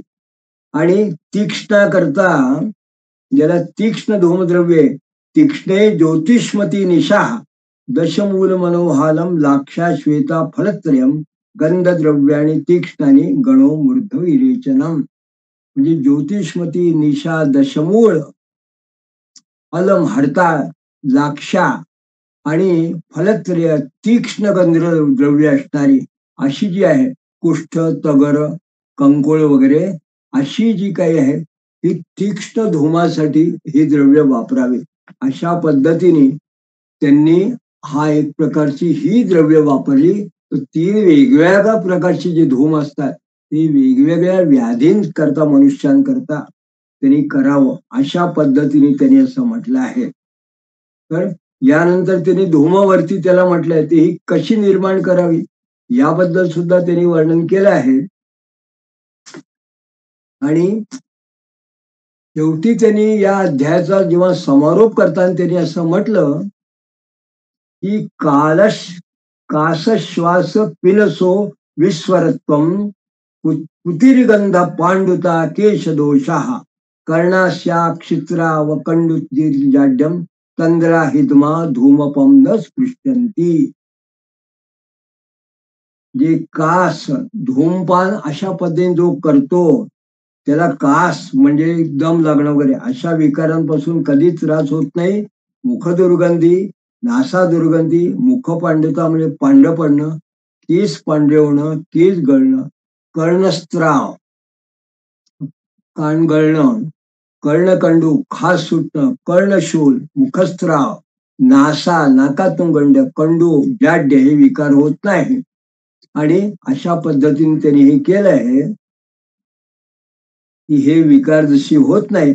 तर अर्थ असा आहे की कास श्वास पीनस स्वरभेद म्हणजे मुखा संबंधी दुर्गंध, पांडुता आणि तंद्रा आणि उचकी हे विकार धूमपान करणाऱ्याला स्पर्श करत नाही. तंद्रा हिदमा धूमपम न स्पृश्यन्ति अशा पद्धतीने ती धूमपान चिकित्सा यांनी सांगितलं आहे. तर या पद्धतीने सांगत असताना काही भाष्यकारांनी असं म्हटलं की शिंक न येणं किंवा भरपूर येणं, सुस्ती, जास्त झोप येणं इत्यादी विकार हे सुद्धा धूमपानामुळे बरं होतात. अशा पद्धतीने अष्टांग संग्रहामध्ये सुद्धा जे काही धूमपान संबंधी सांगितलेले आहे ते हे आपण धूमपान हा विषय आपण या ठिकाणी पण बघितला. तर धूमपान हा विषय बघितला याचं कारण काय तर स्पष्ट सांगायचं म्हणजे आजच्या काळात जेव्हा तुम्ही प्रदूषित हवा तुम्ही शुद्ध करू शकत नाही, पण प्रदूषित हवेचे दुष्प्रभाव एअर पोल्युशनचे हे तुम्हाला कुठल्या ना कुठल्या पद्धतीने तुम्हाला दुष्परिणाम भोगावेच लागतात. आणि हे आज मला मुद्दाम या ठिकाणी सांगायचं आहे की आज सुद्धा तुम्ही जर मोठ्या मोठ्या कुठल्या भागात खाणींच्या भागात गेला, इंडस्ट्रीच्या भागात गेला, मोठे काही कारखान्याचे फॅक्टरीज असतील, शुगर फॅक्टरीज असतील किंवा काही ठिकाणी वेगळ्या प्रकारच्या इंडस्ट्रीज असतील, तर कितीही माणसांनी प्रयत्न केला तर वायू प्रदूषण तुम्ही सहसा कंट्रोल करू शकत नाही. सर्वसामान्य माणसाच्या हातात नाही, पण परिणाम तर त्याचा निश्चितपणे तुम्हाला भोगणं हे कर्मप्राप्त आहे. मग अशा वेळेस जर एखादा तज्ज्ञ असेल आणि तो जर का या मायनिंगच्या एरियात वगैरे काम करत असेल तर आज सुद्धा सर्वकष एअर पोल्युशन करण्याकरता असा कुठल्याही पद्धतीचा उपचार उपलब्ध नाही. तर मी जेव्हा अनेक ठिकाणी गेल्या अनेक वर्षात वेगवेगळ्या ठिकाणी जेव्हा कामानिमित्ताने फिरलो, अभ्यासानिमित्ताने फिरलो, तेव्हा मला असं लक्षात आलं की बहुतेक ठिकाणी नॉईज पोल्युशन किंवा एअर पोल्युशन करता लोक असं सांगतात की साधारणपणे काय करायचं, तर फॅक्टरीचं चिमणी असेल ती उंच चिमणी करावी, तो धूर वर आकाशात जाईल, किंवा झाडं लावा, झाडामध्ये कदाचित ते दबून जाईल.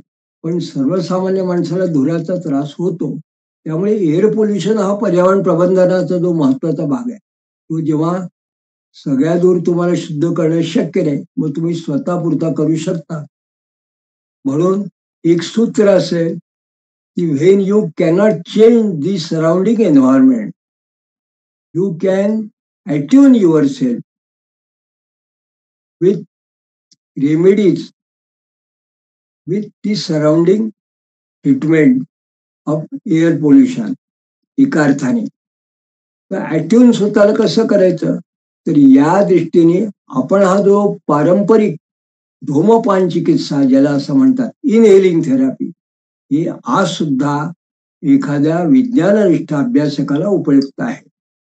म्हणून पर्यावरण भूगर्भ विज्ञानामध्ये किंवा वॉटर पोल्युशन आणि एअर पोल्युशनचा आपण विचार करतो, तेव्हा पारंपरिक पद्धतीने या धूमपान चिकित्सा हा सुद्धा एअर पोल्युशन करता एक प्रभावी असा विचार सूत्र पारंपरिक आपल्याला दिसू शकतो. आणि आता यानंतरचा पुढला भाग म्हणजे भूमी. आणि भूमीच्या बरोबर आपण वायुशुद्धी म्हटलं, जलशुद्धी म्हटलं, आता भूमी आणि त्याच्यावर सॉइल म्हणजे मृदा म्हणजे माती, मग सॉइल पोल्युशन आणि लँड डिग्रेडेशन, आणि मग बरोबर त्याच्या बाजूला असणारी इकॉलॉजी म्हणजे प्लांट्स वगैरे. मग याची शुद्धी कशाने होईल पोल्युशन फ्री? नॉईज हा नंतरचा भाग आहे, ध्वनी. पण याची शुद्धी कशी होईल, तर आपल्या परंपरेने याच्याकरता एक अद्भुत असा विचार सांगितला आहे. आणि या अद्भुत विचारात त्यांनी असं म्हटलंय की व्यष्टी म्हणजे किंवा ज्याला आपण सिंग्युलर म्हणतो इंडिव्हिज्युअल, व्यक्ती करता तर धूमपान चिकित्सा आहे, पण सगळ्यांसाठी सर्वसमावेशक अशा पद्धतीने जर आपल्याला एखाद्या विशिष्ट भागाची जर चिकित्सा करायची असेल तर त्याच्याकरता काय करावं, तर त्याच्याकरता एक तर वेगवेगळ्या प्रकारच्या कर्मकांडामध्ये शांत्या म्हटलेल्या आहे. ही शांती कशापुरती असते, तर ही शांती ही ठराविक एखाद्या भागापुरती मर्यादित असेल. मग तुमचं घर असेल किंवा एखादी फॅक्टरी असेल किंवा एखादा विशिष्ट भूभाग असेल, तर तेवढं शुद्धी करण्याची जर करायची असेल तर ही शांती त्याला म्हटलंय. तर शांती is nothing, it is treatment. तर मला जेव्हा काही मंडळीने असं विचारलं की तुम्ही वास्तुशांती किंवा ग्रह शांती किंवा उदक शांती याच्याबद्दल तुम्ही नेमकी काय व्याख्या करता, तर मी असं स्पष्ट सांगतो की वास्तू म्हणजे काय, वास्तू is a micro environmental system. एखादं सूक्ष्म पर्यावरण प्रक्षेत्र, सूक्ष्म म्हणजे अगदी लहानस, मग ते जे प्रक्षेत्र असेल, सिस्टीम असेल, त्याच्यात त्याची स्वतःची एअर क्वालिटी असेल, स्वतःची वॉटर क्वालिटी असेल, स्वतःची थर्मल क्वालिटी असेल, स्वतःची लँड क्वालिटी असेल, स्वतःची सॉइल असेल, आसपासची इकॉलॉजी ते असेल, आणि सोशिओ कल्चरल एक जे राहणारी मंडळी यांचा आचार विचार राहणे याचा त्यात या सगळ्याचा सांघिक परिणाम जो आहे हा वास्तू इम्पॅक्ट अशा पद्धतीने होत असतो. त्या वातावरण होतो, त्याला वास्तू इन्व्हायरमेंट म्हणावं, आणि त्या वास्तू इन्व्हायरमेंटच्या माणसावर होतो. मग हे जे वास्तू किंवा मायक्रो एन्व्हायरमेंट आहे याच्यात काही गोष्टी जर शुद्धी करायच्या असतील तर त्याच्यातला सगळ्यात पहिला भाग कुठला आहे, तर त्या वास्तूमधलं दैनंदिन आपलं जे काही राहणं निवास असतो त्याच्यामध्ये होणारे वायू प्रदूषण वास्तूमध्ये, ते एकट्या माणसाचा भाग नाही, तेवढ्या ठराविक भागात. मग याच्याकरता काय आहे, मग आपल्या परंपरेने याच्यात असं सांगितलंय की नित्य होम, त्याला सायं प्रातर होम काही ठिकाणी म्हटलं आहे आणि काही ठिकाणी वैश्वदेव असं म्हटलं आहे. वैश्वदेव म्हणताना त्यांनी असं म्हटलंय की हा वैश्वदेव का करावा, तर घरामध्ये सर्वसामान्य माणसाच्या घरात काय किंवा इतर ठिकाणी जेव्हा स्वयंपाक होतो तेव्हा त्याला पंचसुना दोष म्हणजे चूल, त्याच्यामध्ये कांडण दळण वगैरे धान्य वगैरे हे सगळं कुटण्याची अशी काही की जी त्याला त्या ठिकाणी यंत्र असतात. त्या चुली पल्ली वगैरे चुलीपासून, मग आता पूर्वी चुली होत्या, आता गॅस असेल, त्याच्यावर मिक्सर असेल, आणखीन काही गोष्टी असतील, या सगळ्या गोष्टी असतील तर याच्या हे करत असताना स्वयंपाक वगैरे जेव्हा करतो तेव्हा ते धान्य त्या ठिकाणी कणिक असेल, बाकी असेल, पावडर असेल, हे सगळं तिथे सांडलं जातं. भाज्या असतील, वेगळ्या प्रकारचं अन्न असेल, या अन्नामुळे तिथे कृमी येतात, बॅक्टेरिया येतात त्या ठिकाणी, व्हायरस तिथे येतात, हे सुद्धा दूषित करतात. तर हे दोष त्या काळामध्ये साध्या चुलीबिलीवर स्वयंपाक करत असतील, दळण कांडण, त्या काळात सुद्धा त्या ऋषी मुनींच्या लक्षात आले. पण त्यांनी काय केलं की हा दोष चुल्ली पंचसुना दोष दूर होण्याकरता सगळ्यात आधी जो दोष आहे तो हवेमध्ये एक प्रकारचे तृण कृमी आहे किंवा जे किटाणू आहे हे नष्ट होतात, एक प्रकारचा पोल्यूट करतात ते हे दूर करण्याकरता म्हणून त्यांनी एक तंत्र सुरुवात केली आहे. त्याला त्यांनी म्हटलं वैश्वदेव तंत्र. विशिष्ट पद्धतीचा होम करायचा आणि हा होम केल्यानंतर त्या अन्नात भोवती तो विशिष्ट पद्धतीचा होम केल्यावर जो धूर निघतो त्या होमातून, त्या धुराने ती वायूची शुद्धी होते. त्या धुरामधून जी रक्षा निर्माण होते घरातल्या घरात, ती जर आपण त्या घरामध्ये पसरवली तर त्याच्यात सुद्धा इतकं सामर्थ्य असतात की त्याच्यातून सुद्धा ही कृमी कमी होत असतात. तर हा अगदी सर्वसामान्याला घरातल्या घरात वायू शुद्धीकारक आणि कृमी शुद्धीकारक, व्हायरस आणि बॅक्टेरिया हे जे असतात ते ते दूर करणं सॉइल मधलं, त्या घरातल्या धूम वगैरे, याच्याकरता एक पारंपरिक पद्धत सांगितली आहे. पण हे काय आहे तर हा एक अगदी छोटासा प्रयोग आहे ज्याला वैश्वदेव म्हणतात. पूर्वी काळी सायं प्रातर होम करायचे असते, त्यात औषधी द्रव्याचा धूम असायचा, तो सुद्धा वायू शुद्धीकारक असायचा, सुगंधीकारक असायचा.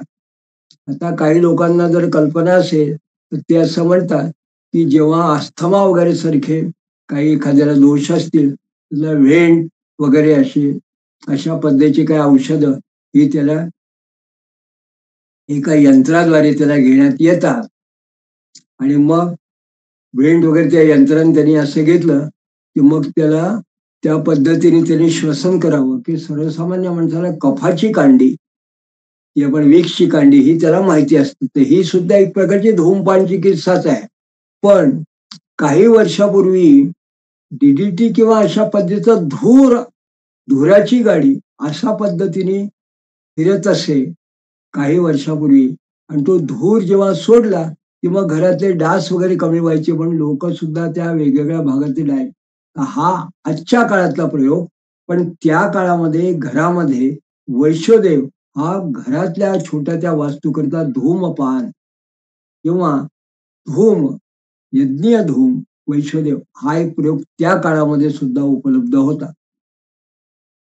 पण यज्ञ विज्ञानाचा हा एक अतिशय प्रारंभिक असा आपण जो भाग आहे, असा आपण फक्त आज चर्चा केली.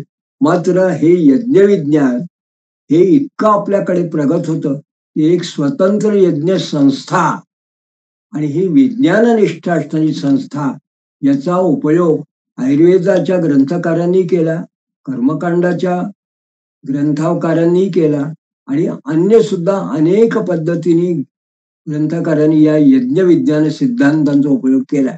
या यज्ञ विज्ञानासंबंधी आणि पर्यावरण याचा संबंध आहे, या संबंधी आपण पुढच्या पुष्पामध्ये आपण विचार करणार आहोत. तोपर्यंत नमस्कार.